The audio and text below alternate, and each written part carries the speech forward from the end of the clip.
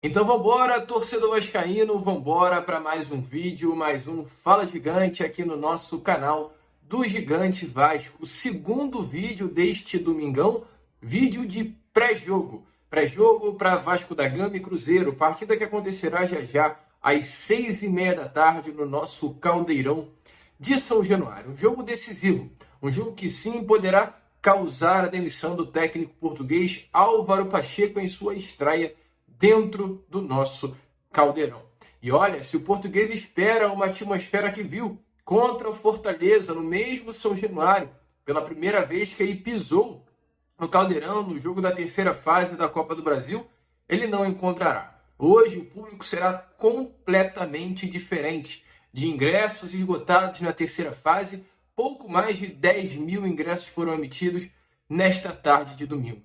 A expectativa é de um São Januário não tão cheio, de um público não tão empolgado e de uma festa não tão linda que será vista nas arquibancadas. Hoje é clima tenso, hoje será pesado para o Portuga. Hoje pode ser a data limite para Álvaro Pacheco, que deve inclusive promover algumas mudanças na equipe. A gente, é claro, vai trazer isso a vocês aqui neste pré-jogo do Gigante, misturado com Fala Gigante. E é claro, além dessas, muitas outras novidades também. Vamos falar sobre o 777, vamos falar sobre o lado do Cruzeiro, que o Alexandre Matos, nesse momento, vem fazendo um trabalho excepcional no clube de Minas Gerais. E fica a pergunta, o que está acontecendo? Porque no Cruzeiro ele faz um trabalho tão grandioso e no Vasco fez um trabalho tão ruim? Será que, de fato, a culpa foi do Matos? Ou tem alguém por trás que influenciou nesse trabalho tão ruim do diretor executivo na nossa colina histórica? A gente vai falar sobre tudo isso, porém, é claro, antes de começar o vídeo, antes de deixar todos vocês aí muito bem informados sobre o nosso Cruz Maltino, como sempre faço aqui no canal, quero dar as boas-vindas a todos vocês que estão chegando aqui pela primeira vez. Para quem ainda não me conhece, muito prazer, eu sou o Lucas e você está no canal do Gigante Vasco, o canal do torcedor vascaíno, e é claro, né, Vascão, você que está aí do outro lado, e ainda não é um inscrito do nosso canal, vem agora mesmo aqui embaixo, onde tem essa palavrinha inscreva-se, aperte nela e já faça parte aí da nossa família. Caso não saiba, nós estamos aqui todos os dias, 3 vezes por dia. Temos o Acorda Vascão, que é o nosso primeiro vídeo do dia e sai sempre às 7 horas da manhã. Temos o Fala Gigante, que é o segundo vídeo do dia, esse que você está assistindo, que sai de fato pela parte da tarde. E o Boa Noite Gigante para fechar o nosso dia com chave de ouro, saindo sempre pela parte da noite. Hoje, como teremos jogo às 6h30, o nosso Boa Noite Gigante será pós-jogo do Gigante. E deve sair por volta das 9, 9h30 da noite. Show de bola, Vascão. Então, se inscreva para não perder nada se tratando do nosso Cruz Maltino. Vem aqui embaixo agora também, já deixa o seu like, o seu joinha para ajudar na divulgação do nosso conteúdo. E corre aqui nos comentários e deixa o seu placar para essa partida de hoje entre Vasco da Gama e Cruzeiro. Show de bola, Vascão.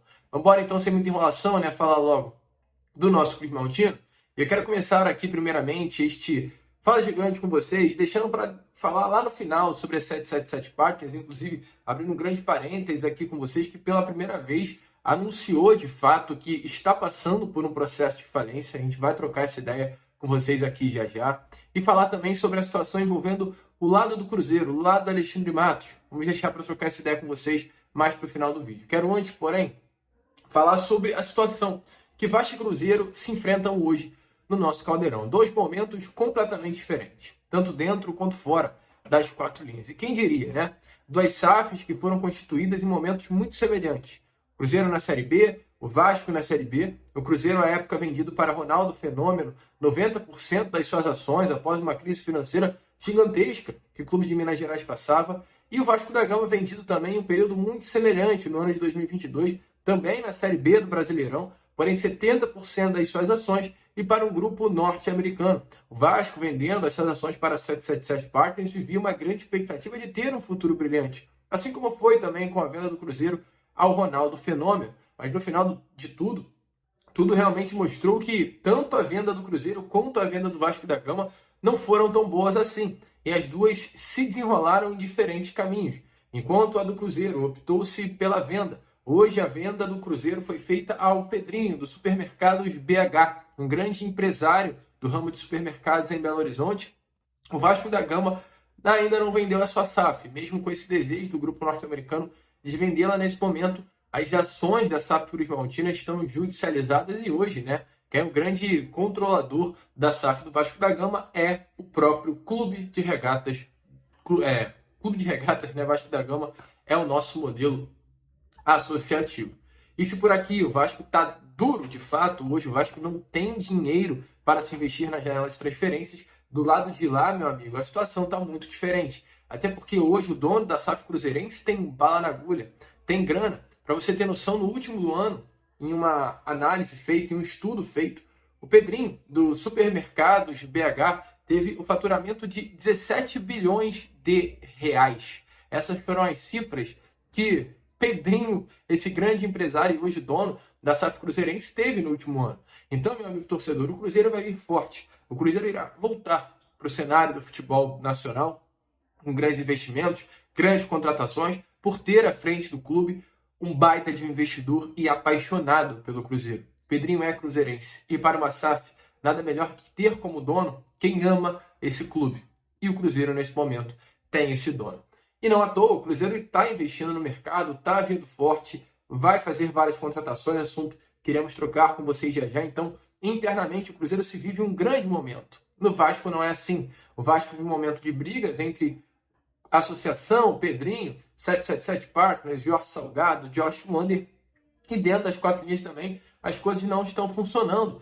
Enquanto no Vasco a situação está ruim, por lado de lá a situação está muito boa. O Cruzeiro hoje é o 8º colocado do Campeonato Brasileiro, tem 13 pontos conquistados em 7 partidas, vai para o seu 8º jogo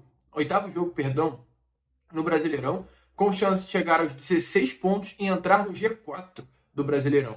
Enquanto isso, nosso Vasco da Gama tem 6 pontinhos conquistados, uma vitória nos últimos 5 jogos, e caso vença essa partida de hoje, poderá chegar no máximo à 13ª colocação, nem sequer entrará na vaga de classificação para a Copa Comebol Sul-Americana de 2025. Então são situações completamente inversas. E é assim, com esses dois momentos diferentes, que Vasco e Cruzeiro se enfrentam hoje em São Januário. Com o Vasco ocupando a parte inferior da tabela, um momento conturbado fora das 4 linhas. Cruzeiro ocupando a parte superior da tabela. E um momento diferente de todos os outros momentos que o Cruzeiro viveu nesses últimos anos. O Vasco hoje vai com Álvaro Pacheco pela primeira vez fazendo a sua estreia nos gramados de São Januário. Álvaro Pacheco terá a oportunidade de jogar ao lado do seu torcedor dentro da sua casa. Isso é um a mais, isso é um plus, sim, para essa partida que estará acontecendo em São Januário. Mas ao mesmo tempo que Álvaro Pacheco entra com essa sensação de pela primeira vez ter a oportunidade de jogar em casa, entra também muito pressionado após 2 sacoladas. Vamos ser sinceros, 2 sacoladas contra Palmeiras e Flamengo. Tudo bem que foram as 2 melhores equipes do futebol brasileiro, que são de fato Palmeiras e Flamengo. Melhores elencos, melhores investimentos, os 2 últimos times conquistaram vários títulos no cenário do futebol nacional, mas o problema não é a derrota em si, mas como o Vasco da Gama perdeu essas 2 partidas. Para o Flamengo, uma goleada pelo placar de 6-1 ridícula, vergonhosa, que jamais poderia ter acontecido. E para o Palmeiras, um simples resultado, pelo placar de 2-0. Mas o problema não foi o resultado em si, mas foi a forma como perdeu. Álvaro Pacheco, na quinta-feira, né, contra o Palmeiras, não fez com que o Vasco jogasse bola.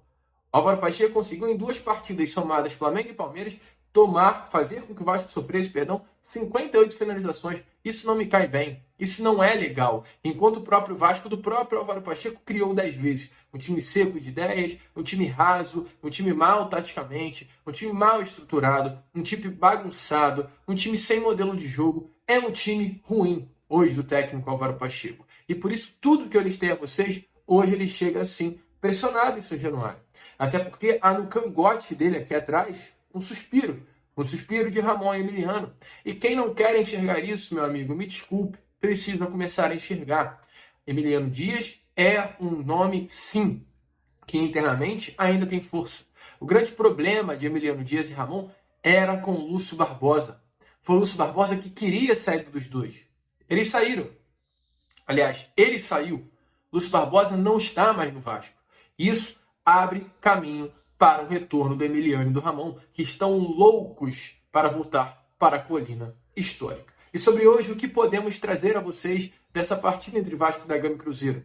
O Álvaro Pacheco vem com mudanças. Vai mudar. Mais uma vez, o Álvaro Pacheco mudará a equipe que enfrentou o Flamengo e que enfrentou o Palmeiras. Hoje, Álvaro Pacheco deve entrar em campo não mais com um 5-3-2 ou um 5-4-1, como o Vasco da Gama vinha entrando nesses últimos jogos. Álvaro Pacheco deve escalar o seu time hoje contra a equipe do Cruzeiro com um 4-3-3, promovendo 2 mudanças e montando uma equipe com 2 zagueiros. E aí já vai começar o meu primeiro grande ponto de crítica ao senhor Álvaro Pacheco, que é olharmos o quarteto defensivo que foi visto durante os treinos dessa semana. A gente viu o Vasco formado por Léo Jardim, Puma ou Paulo Henrique, o PH, na lateral direita, Piton na lateral esquerda e Maicon e Léo no sistema defensivo. Gosto muito dos atletas do Vasco da Gama, tenho um grande carinho pelos atletas do Vasco da Gama, mas colocar Maicon e Léo e deixar o João Vitor no banco é um grande absurdo. Por que eu estou falando isso? Porque o Léo não vem jogando nada e o Maicon também não vem jogando nada. É um absurdo deixar esses 2 jogadores como titulares, enquanto temos no banco de reserva um atleta que custou na janela de transferências 42 milhões de reais para os cofres do Vasco. João Vitor tem que ser titular. João Vitor tem que ganhar essa vaga na titularidade do Vasco. Ele merece. Ele precisa ter continuidade, ter rodagem, ter minutagem. E é surreal o Álvaro Pacheco deixar Maicon e Léo diante de tantas atuações pavorosas dessa dupla defensiva, desses 2 zagueiros. Então, para mim, o primeiro grande erro. Quer ir para um 4-2-2? 4-4-2, perdão? Ok. Mas bota o João Vitor dentre esses 2.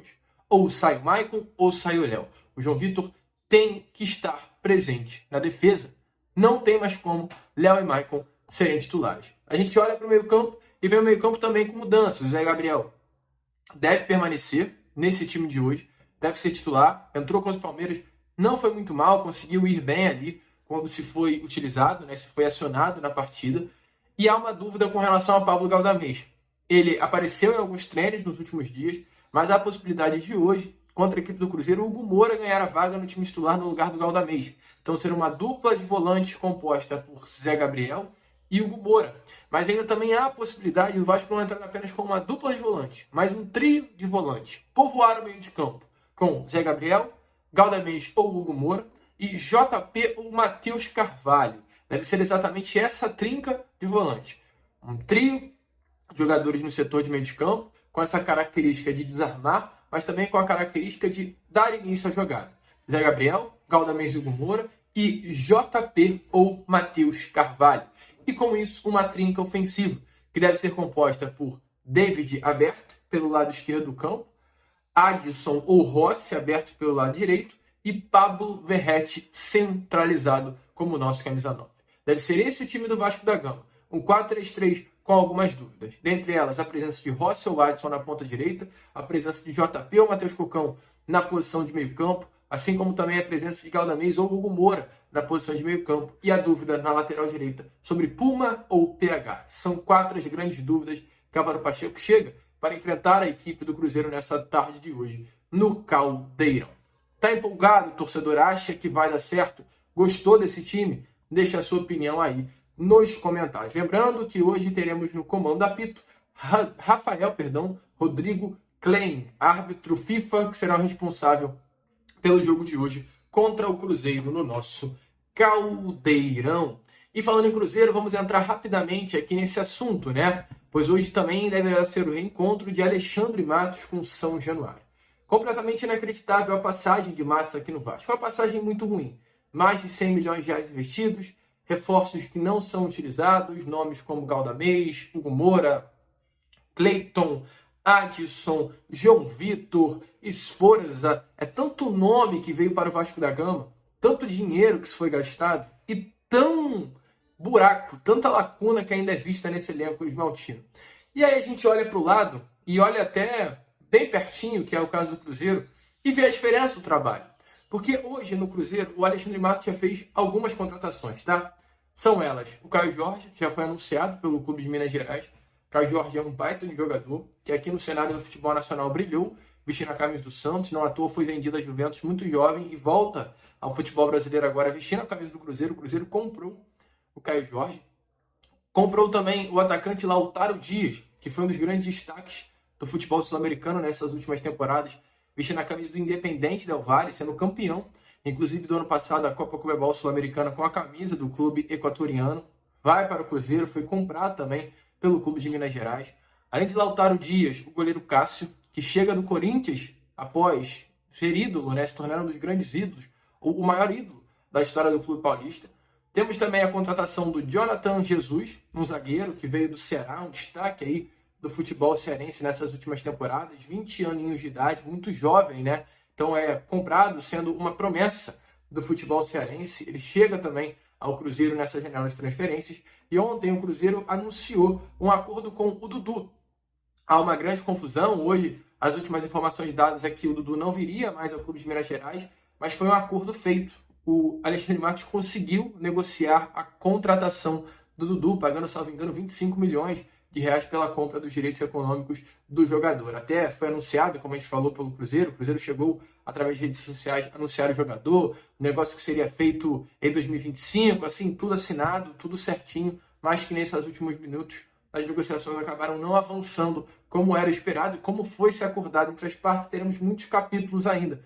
Mas é a ambição do Matos, né? O Matos conseguiu praticamente fechar o Dudu e está por detalhes também de fechar o Matheus Henrique, um volante que se destacou muito no Grêmio, foi vendido para o futebol europeu, nesse momento está no Sassuolo da Itália, é um grande jogador também, assim, diferenciado, um volante de seleção brasileira, e o Alexandre Matos está levando para lá. E por que eu estou falando sobre isso? Porque a gente vê a diferença. E aí eu vou tocar no mesmo ponto. Não é possível que vocês acreditem que o trabalho do Alexandre Matos foi ruim apenas no Vasco. O Alexandre Matos tem a sua parcela de culpa? É claro que tem. Vamos isentar o Alexandre Matos aqui nesse vídeo. Mas, meu amigo torcedor, a gente não pode se iludir com o papo que é dado, né, as informações que são passadas, de que o Alexandre Matos foi o grande responsável pelas contratações.